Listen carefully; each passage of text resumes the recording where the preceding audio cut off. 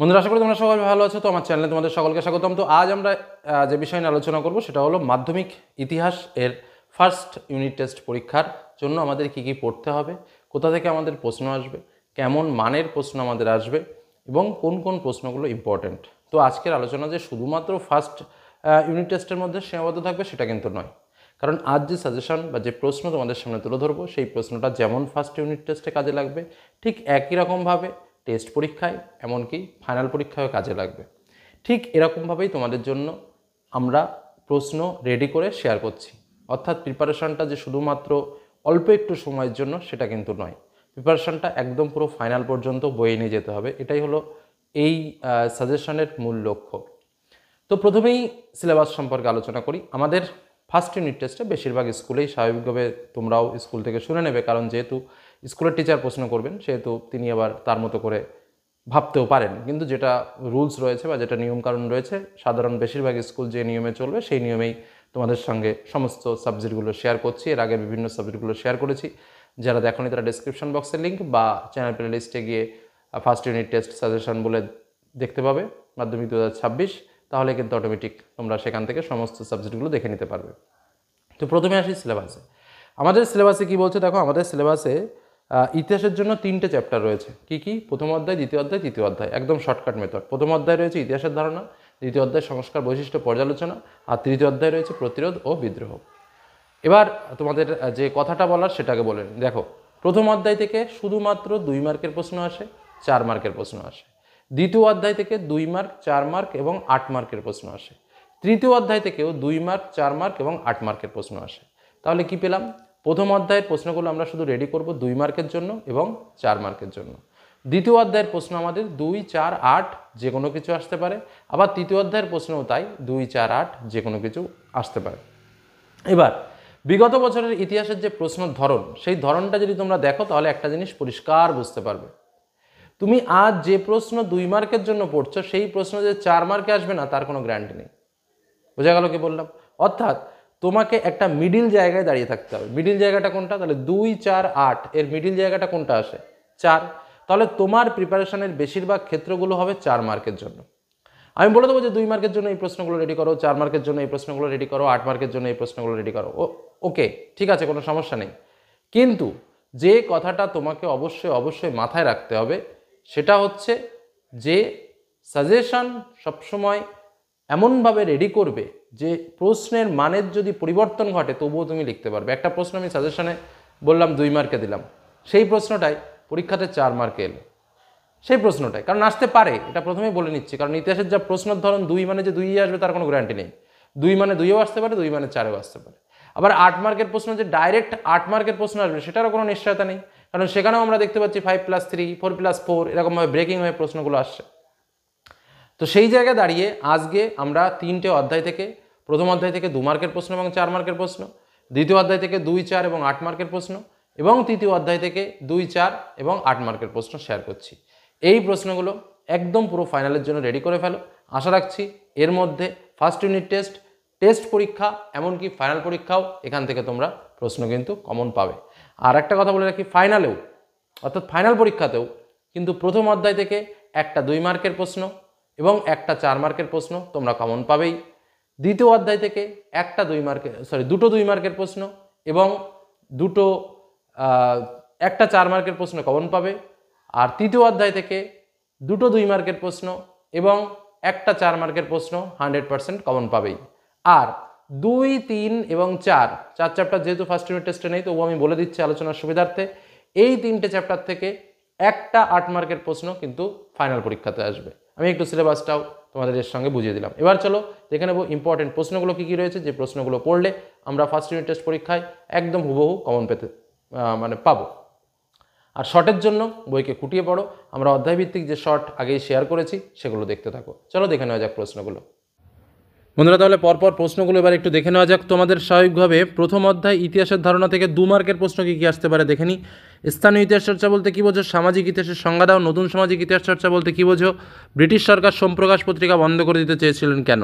দেখো এর মধ্যে এই ব্রিটিশ সরকার সোমপ্রকাশ পত্রিকা বন্ধ করে দিতে চেয়েছিলেন কেন, এই প্রশ্নটা এমনই একটা প্রশ্ন যে এই প্রশ্নটা কিন্তু যেমন 2-এও দিতে পারে তেমন 4-এও দিতে পারে। এই জন্য তোমাদের প্রথমে বলে রাখলাম যে কিছু কিছু প্রশ্ন আছে যেগুলো 2-এও দিতে পারে, যেগুলো 4-এও দিতে পারে।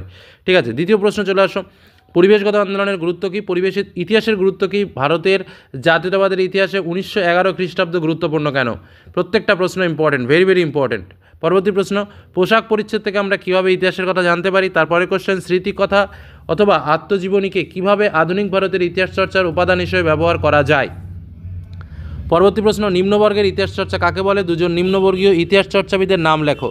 পরবর্তী প্রশ্ন, 70 বছর আত্মজীবনী কার লেখা? এটির গুরুত্ব কী? এই প্রশ্নটাও ঠিক একই রকমভাবে যেমন 2 মার্কে দিতে পারে, ঠিক একইভাবে 70 বছর আত্মজীবনীর গুরুত্ব 4 মার্কেও দিতে পারে। জীবনের ঝরাপাতার গুরুত্ব, এটাও ঠিক তাই, 2-এও আসতে পারে, 4-এও আসতে পারে। নেক্সট, ইন্দিরা গান্ধীকে লেখা জওহরলাল নেহরু চিঠির গুরুত্ব কী? এটাও ঠিক সেম, 2-এও আসতে পারে, 4-এও আসতে পারে। পরবর্তী প্রশ্ন, ইতিহাস চর্চায় ফটোগ্রাফের গুরুত্ব কী? ইতিহাসের উপাদান হিসেবে সংবাদপত্রের বা ইন্টারনেটের গুরুত্ব লেখো। শিল্পচর্চার ইতিহাস অথবা খাদ্যাভ্যাসের ইতিহাস চর্চার ওপর 2টি গুরুত্ব লেখো।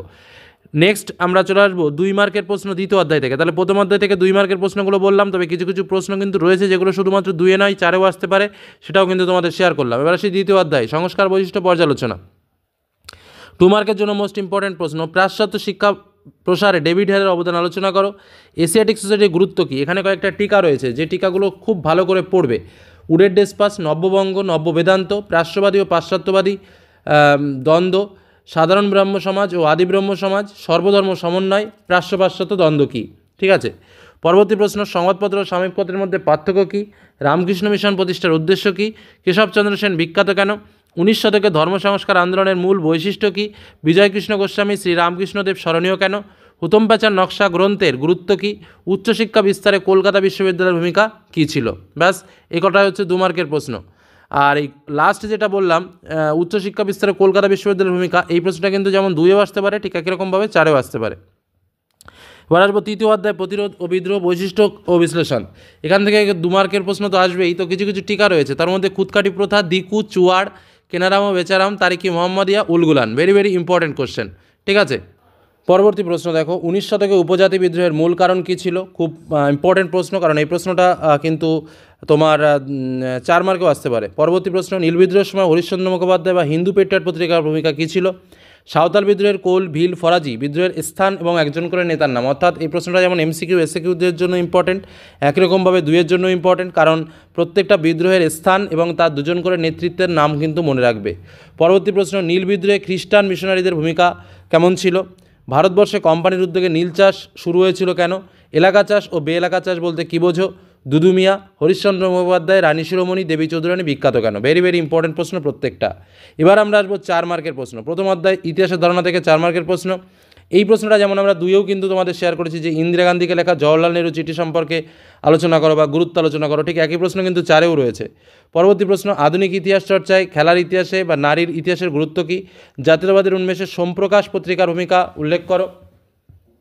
পরবর্তী প্রশ্ন, বঙ্গদর্শন পত্রিকার মাধ্যমে তৎকালীন সমাজে বঙ্গ সমাজে জাতীয়তাবাদের প্রসার কেমন হয়েছিল? টিকা লেখো। নতুন সামাজিক ইতিহাস চর্চার গুরুত্ব, বঙ্গদর্শন পত্রিকা, জীবনের ঝরাপাতার গুরুত্ব, জীবন স্মৃতির গুরুত্ব। নেক্সট, খেলাধুলার ইতিহাস চর্চার গুরুত্ব বা উদ্দেশ্য কী? নারী ইতিহাস চর্চার গুরুত্ব আলোচনা করো।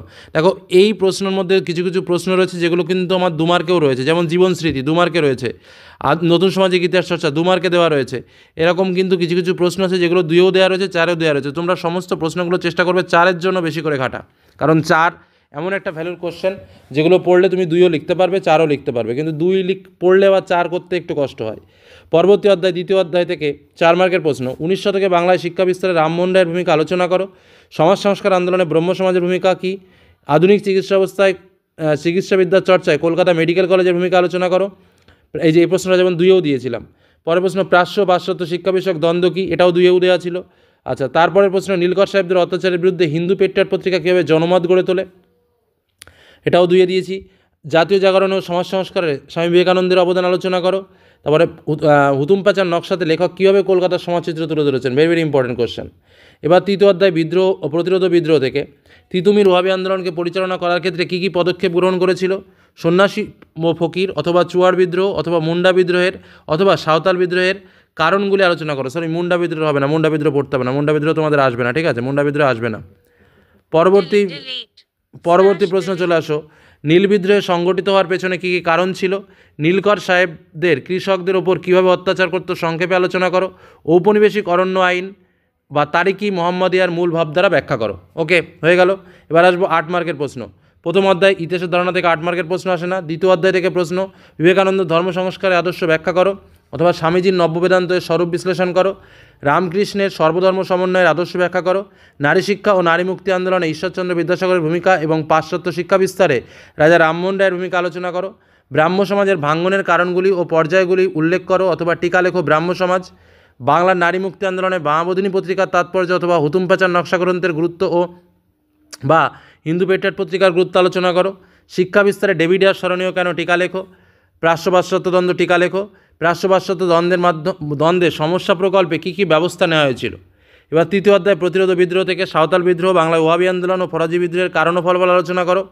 তিতুমিরের নেতৃত্বে বাংলায় ওয়াহাবি আন্দোলন সম্পর্কে আলোচনা করো। ব্রিটিশ শাসনকালে ভারতে সংগঠিত বিভিন্ন কৃষক ও আদিবাসী বিদ্রোহের কারণ কী ছিল। দেখো, প্রত্যেকটা অধ্যায় থেকে আমি 2 মার্ক, 4 মার্ক এবং 8 মার্ক শেয়ার করেছি। প্রথম অধ্যায় থেকে শুধু 8 মার্ক নেই, কারণ প্রথম অধ্যায় থেকে 8 মার্কের প্রশ্ন আসে না, এবং এক প্রশ্ন কিন্তু অনেক জায়গাতেই রয়েছে, মানে 2-এও কিছু কিছু প্রশ্ন পাবে, 4-এও কিছু কিছু প্রশ্ন পাবে, আবার 8-এও কিছু কিছু প্রশ্ন পাবে।